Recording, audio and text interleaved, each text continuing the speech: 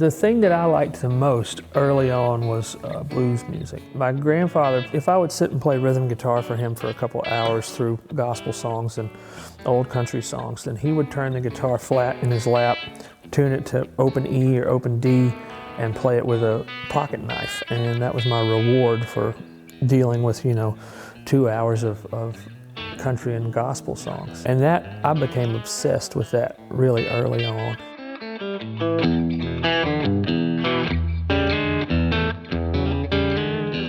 I grew up in Muscle Shoals in the area, about 20 miles outside of Muscle Shoals, Alabama. So there was still a lot of really great studio musicians. But we had liquor laws there that wouldn't let you open a bar or a venue. It had to be a restaurant. So you had to sell more food than alcohol. That worked out really well for me, coincidentally, because when I was 13, 14, 15 years old, they couldn't kick me out of the bar. So I could go see these people play. There's some people who played on the original recordings of the songs that everybody thinks they're covering. People like David Hood and Spooner Oldham, and guitar players like Kelvin Holly. Those were the first people that I really tried to imitate. Those guys were always trying to play the most emotive version of whatever they were doing. So that just became natural to me.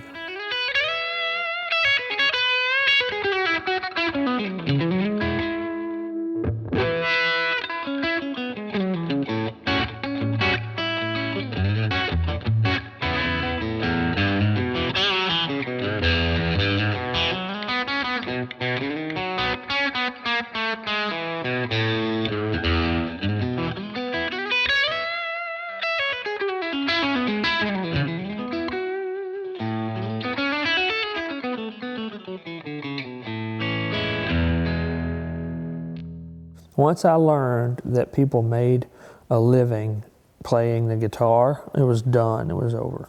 Why would you ever attempt to do anything else if you could make music for a living? But the songwriting thing, that took a while, because I was not really an extrovert and I didn't really feel like I had a lot to say, but I had read enough and practiced enough with different kinds of writing that when I really got serious about songwriting, it went pretty quickly. But the fact that I started out as a guitar player really, I think, helped me be a better songwriter. I've always been the kind of guitar player who liked to play melodies that I could sing. I think I read Eddie Van Halen say that sometime in the 80s in one of those guitar magazines where he's talking about how you should be able to sing every melody that you play, no matter how complicated it is. And I started doing that really early on because it just makes it more lyrical and more vocal and more melodic. And when I started writing songs, that was great because really all you have to do is start playing a melody, and then instead of just singing the melody, just put some words there and then go back and figure out better words until you have, a line, and then you have another line and another line.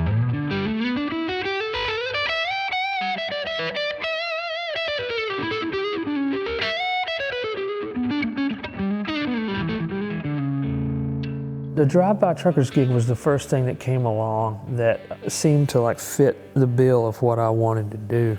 Also I learned from the truckers that it's not an all or nothing proposition. It's not like you get signed and you make a platinum record and you get to be a star, or you have to go back into the workforce. I learned from those guys that nobody can make you stop touring and playing.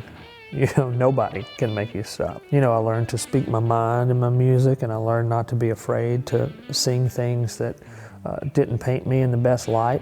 And I learned that people still like loud guitars, there were 3 guitars in that band, and we were all playing through big amps. I had a JCM 800 Marshall and a 412, and I took the back off with a screwdriver. In those days, I think maybe like Dinosaur Jr., My Bloody Valentine, that might have been the only bands that were louder. Drummer had the big crash ride cymbal, and of course that was right by my left ear, so my left ear is no good anymore.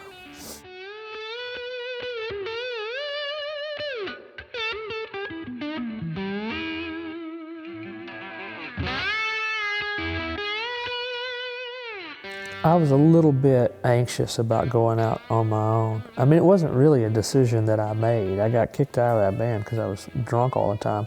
But I'd already made a solo album while I was in the Drive-By Truckers. So I just called people that I knew and musicians that I respected and asked if they wanted to come out and tour. The hardest part for me was having to carry the weight of the whole set, having to sing for an hour and a half or 2 hours every night. Back then I wasn't taking very good care of myself. Like one show in San Francisco, my voice went out completely.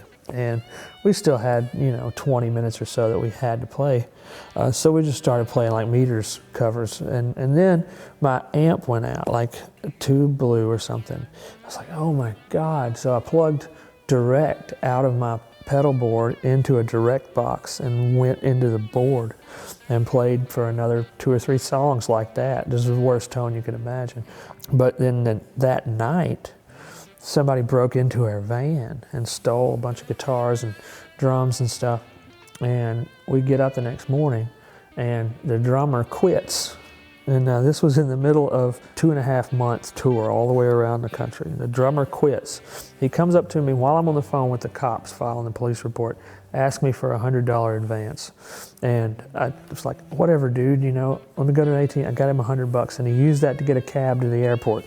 And his girlfriend had bought him a plane ticket home. And he didn't call me until he was already at the airport headed home. I didn't know what was going on. I have not seen him since, per my own instruction. We had another 1.5 months left, and so we were missing all this gear, windows knocked out of the van. We borrowed gear from the other band that we were touring with, Will Hogue, borrowed his drum kit, flew a drummer out to pick up the tour, and he had no rehearsal, didn't know the material at all. I did a great job. We had another month of that, and I remember thinking, man, the wheels are off. Like the wheels have fallen off, but we still got shows to play, so we'll continue to play them.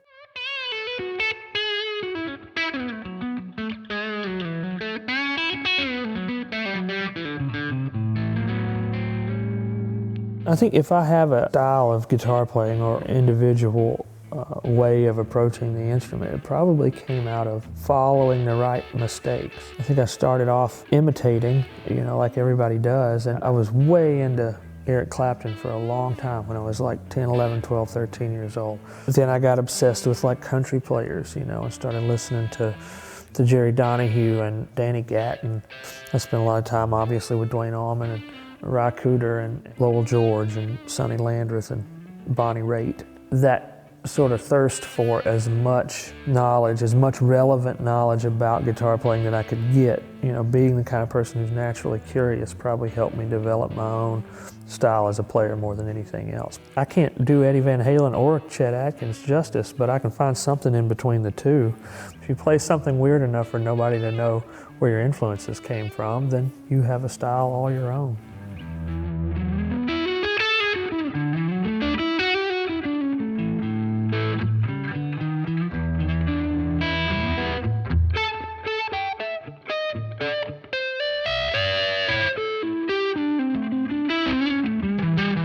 When I'm playing, I rely on wit. It's the same thing as trying to have a snappy comeback for something, or when you're trying to be funny, or when you're trying to be charming on a date. It's the same place in my brain that comes from. If you can think a few steps ahead and still keep part of your brain on what you're doing in the moment, then you can make phrases. Like if you go back and listen to David Lindley's lap steel playing, his solos sound composed, but he never does them the same way twice, which means that they aren't composed. He's just a really witty player. He's really quick, and he's smart enough to keep the focus on the moment while still thinking, how am I going to get off of this limb? How am I going to get back to the tree? And that's what it is for me. You sort of compartmentalize, and you take part of your brain and you think, I'm going to be right here in this note that I'm playing right now. But then also, it's important to be able to react quickly to your own playing. The best players to me are the ones who are the most improvisational but still sound the most intentional. And I think the way to do that is awareness and, be prepared. Be prepared to respond to what you're going to do next.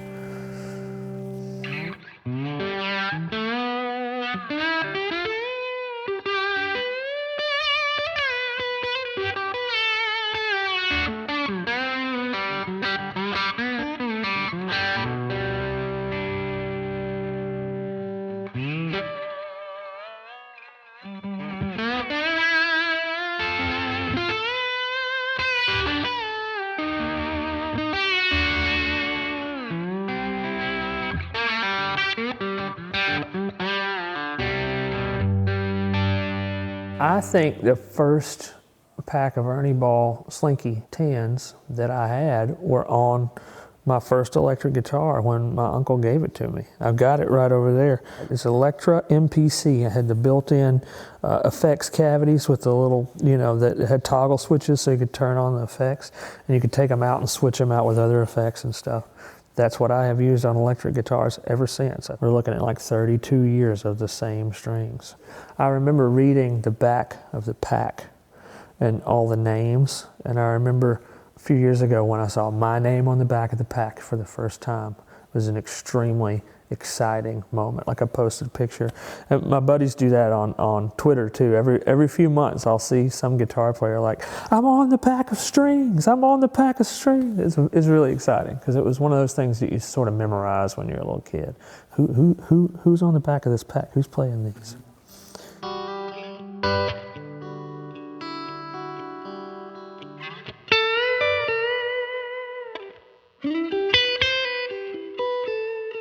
I don't think I'll ever stop trying to refine the tone. Like, I love the Marshall and I love all kinds of different amplifiers, but in my touring rig right now, I have one signal path that I just recently got all the gear in place for this, and it sounds like I wanted the guitar to sound in my head since I was a little kid. And it's a 58 Bassman that used to be George Alessandro's. He did all the work on it. And then a 64 Vibroverb with the 115 that's had the vibrato circuit disconnected, a Diaz mod. This is not a cheap signal path, but it took a lot to get to it. Klon Centaur, Analog Man, compressor. I had him make me a 4-knob because he had the 3-knob. I had a 4-knob so I could blend. That signal chain for me is just, that's how I wanted a guitar to sound. And I think part of it is like having 115 and 410s. It's responsive and it cuts through a mix, but it's also very rounded. All the different amps and guitars that I use are really responsive and they all do what they're supposed to do. But there's just that one particular chain that is like, this is what I wanted my guitar to sound like when I was 8. Probably because it's a mix of Mark Knopfler and David Gilmour and Bonnie Raitt and Jimmy Page and Eric Clapton. That's probably what it is. It's like, it sounds the most like all of those put together.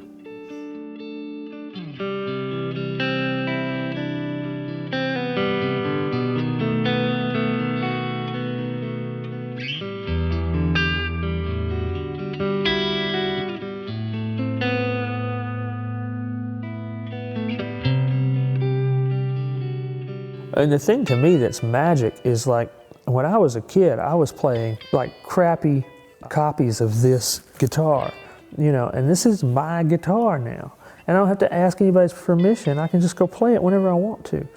If you get to that point and you're not still having fun, then you're doing something wrong. Because it's like, the kid that I was at 15 or 16, trying to get Led Zeppelin 4 tones out of my tiny amplifier, and my cheap Les Paul copy.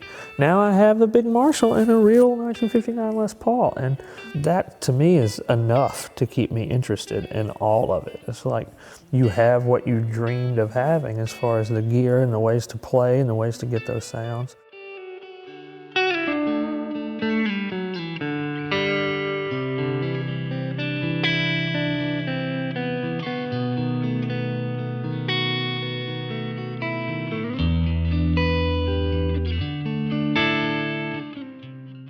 As a guitar player too, I just need a reason for what you're doing. And I need that to not be, self-serving. And that's all.